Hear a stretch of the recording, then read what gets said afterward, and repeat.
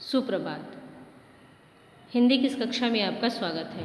आज हम कक्षा 11वीं विषय हिंदी पाठ्य पुस्तक अभिव्यक्ति और माध्यम से पाठ 3 जनसंचार माध्यम और पत्रकारिता के विविध आयाम का अध्ययन करेंगे। इसके पहले भाग में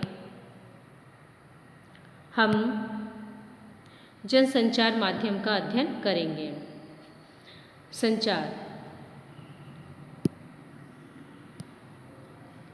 संचार के लिए अंग्रेजी में कम्युनिकेशन शब्द का प्रयोग किया जाता है। कम्यून का अर्थ बांटना है। इसकी उत्पत्ति मूलतः लैटिन भाषा के शब्द कम्युनिस से हुई है, जिसका अभिप्राय है मन के किसी विचार या भाव को दूसरे के साथ बांटना। निष्कर्षतः कहा जा सकता है कि संचार अपने भावों एवं विचारों को दूसरों से बांटने की महत्वपूर्ण एवं सार्थक प्रक्रिया है। American society of training directors के अनुसार आपसी समझ, विश्वास एवं बेहतर मानवीय संबंधों को स्थापित करने के लिए सूचना तथा विचारों का आदान प्रदान ही संचार है। कोलंबिया एनसाइक्लोपीडिया ऑफ कम्युनिकेशन में दी गई परिभाषा के अनुसार एक व्यक्ति और दूसरे व्यक्ति के बीच अर्थपूर्ण संदेश का प्रेषण ही संचार है।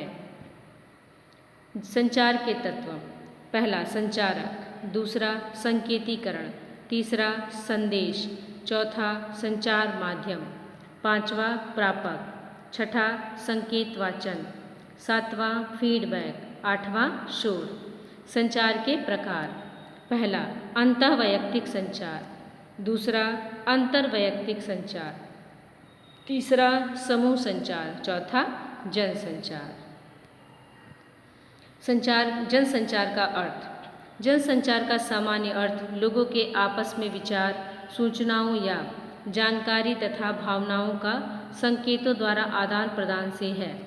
जनसंचार शब्द की उत्पत्ति लैटिन भाषा के कम्युनिस शब्द से हुई है, जिसका अर्थ है किसी बात या विषय को सबके लिए साझा करना, जबकि कम्युनिकेशन अथवा संचार का सामान्य अर्थ ऐसी प्रक्रिया से है जिसके द्वारा किसी भाव अथवा विचार को दूसरों तक पहुंचाया जाता है। साधारणतः संचार शब्द किसी बात को आगे बढ़ाने, चलाने या फैलाने के लिए उपयुक्त होता है।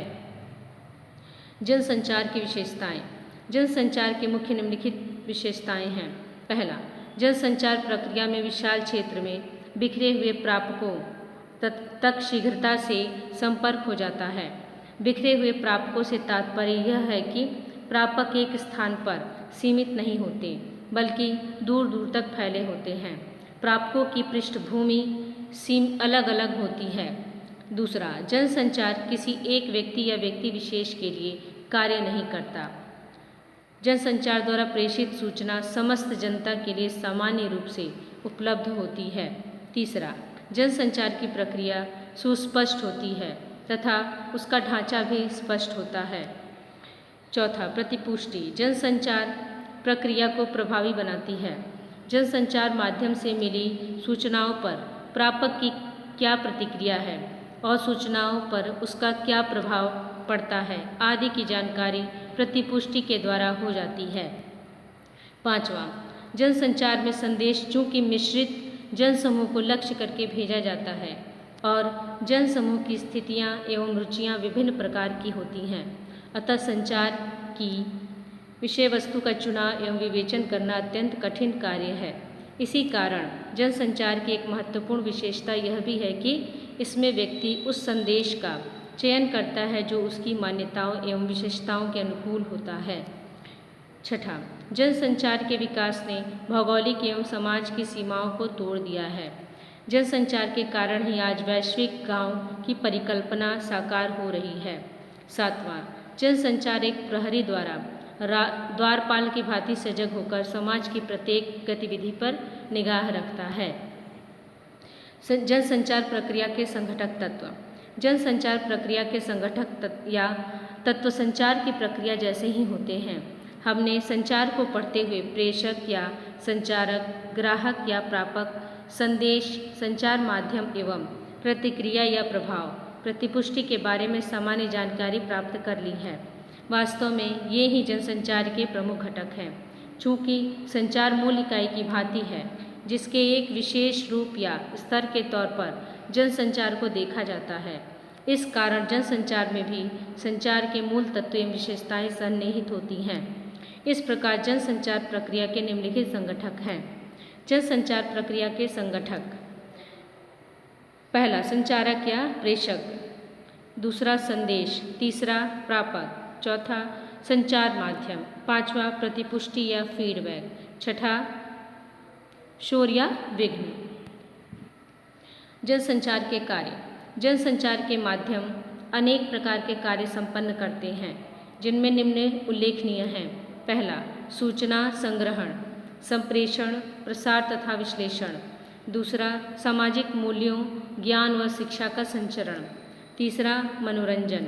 चौथा निगरानी एवं नियंत्रण। पांचवा एजेंडा निर्धारण। छठा विचार विमर्श एवं बहुमत का निर्धारण। जनसंचार माध्यमों के प्रकार: जनसंचार माध्यमों को मूलतः दो प्रकारों में विभाजित किया जाता है। पहला परंपरागत माध्यम। परंपरागत माध्यम को लोक माध्यम भी कहा जाता है और इसकी शुरुआत सांकेतिक मूल्यों माध्यमों से होती है। प्राचीन शब्द एवं लिपि के आविष्कार के साथ साथ संचार एवं जनसंचार ने एक नई दिशा प्राप्त की। चित्र, भित्ति चित्र, मूर्तिकला के साथ साथ संगीत, नृत्य एवं काव्य भी जनसंचार के परंपरागत माध्यमों की श्रेणी में आते हैं।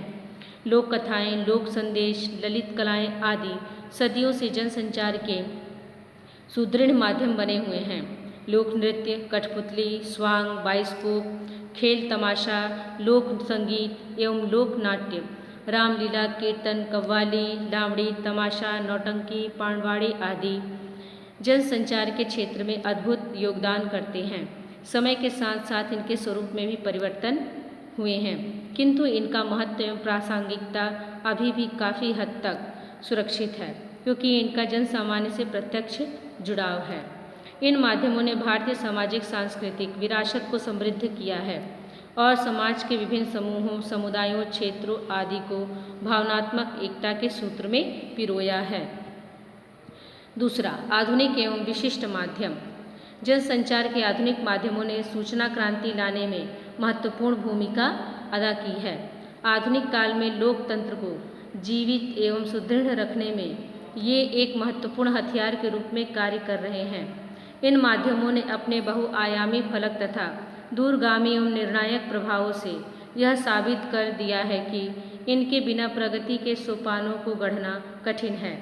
आधुनिक समाज इनके कारण ही सूचना समाज के रूप में विकसित हो सका है, जहां हर पल घटने वाली सूचनाओं की आवश्यकता पड़ती है। आधुनिक जनसंचार माध्यमों को निम्न रूप में विभाजित किया जा सकता है। आधुनिक जनसंचार माध्यम: पहला डाक तार प्रणाली, दूसरा प्रिंट या मुद्रण माध्यम, तीसरा इलेक्ट्रॉनिक माध्यम। आइए देखें इसके भेदों के अंतर्गत और कौन से भेद हैं। डाक तार प्रणाली, इसके अंतर्गत कोई भेद नहीं है। दूसरा प्रिंट या मुद्रण माध्यम, इसमें समाचार पत्र, पत्रिकाएं, हैंडबिल, पैम्फलेट आदि हैं। इलेक्ट्रॉनिक माध्यम में आते हैं तो पहला है श्रवण, इसमें radio, telephone, mobile phone, transmitter. दूसरा दृश्य, फैक्स, पेजर, टेलीप्रिंटर, कंप्यूटर। तीसरा है श्रव्य दृश्य, जिसमें सुना और देखा दोनों जाता है, टेलीविज़न और फिल्म। जनसंचार माध्यमों का कार्य एवं महत्व: पहला सूचनाओं एवं समाचारों का एकत्रीकरण, विश्लेषण एवं प्रचार। दूसरा मैत्रक एवं सर्वसम्मति बनाने में सहायक। तीसरा संस्कृति एवं विरासत के हस्तांतरण में सहायक। चौथा मनोरंजन। पांचवा वस्तुओं एवं उत्पादों के विक्रय एवं विज्ञापन में मददगार। छठा शिक्षा की प्राप्ति एवं प्रसार में सहायक। बच्चों, इस पाठ से कुछ महत्वपूर्ण प्रश्न दिए जा रहे हैं, प्रश्नोत्तर दिए जा रहे हैं, जिसे आप अपनी अभ्यास पुस्तिका में अवश्य लिखेंगे।